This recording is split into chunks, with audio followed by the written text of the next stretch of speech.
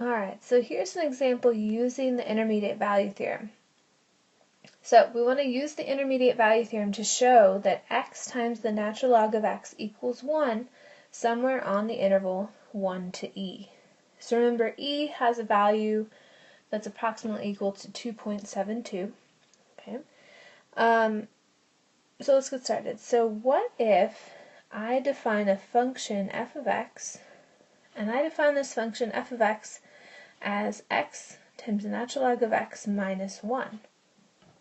So now, instead of trying to solve for x, x ln of x equal to 1, what if I just show that f of x has to have a 0 somewhere in the given interval 1 to e?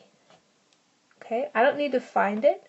That's not what we're being asked to show. The intermediate value theorem is about the existence of numbers or roots. It's not necessarily going to give you what the root is. In fact, it probably won't.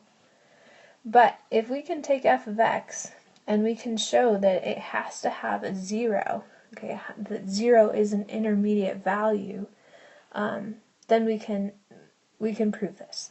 So how do I do that? Well, if you recall, the intermediate value theorem says that you need f of a and f of b. And you also need continuity on a closed interval. So x ln of x minus 1, it's not going to be continuous on negative infinity to infinity because you can't have the natural log of a negative number, or of 0. But on the interval 1 to e, it's well defined. It's okay. So we can say that this function is continuous on 1 to e, and so we know that we can use the intermediate value theorem. Okay, so it's important to think, can I really apply this theorem? And yes, we can. Okay, you need continuity to apply this theorem. This function f of x is continuous. So now we start examining the values at the endpoints, the f of a and the f of b, or in our case f of 1 and f of e. So f of 1 is going to equal 1 times the natural log of 1 minus 1. Natural log of 1 is 0, so f of 1 equals negative 1. F of e is equal to e times the natural log of e minus 1. Natural log of e is equal to 1, so we get e minus 1.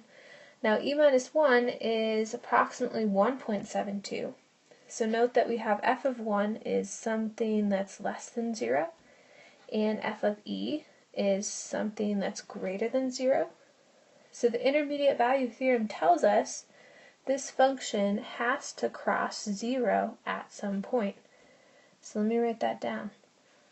So by the intermediate value theorem, f of x has to equal 0 at some c, or some value of x, in the interval 1 to e.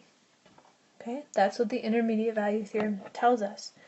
So that means that x ln of x minus 1 has to equal 0 somewhere on this interval, which means x times ln of x has to equal 1 somewhere on this interval.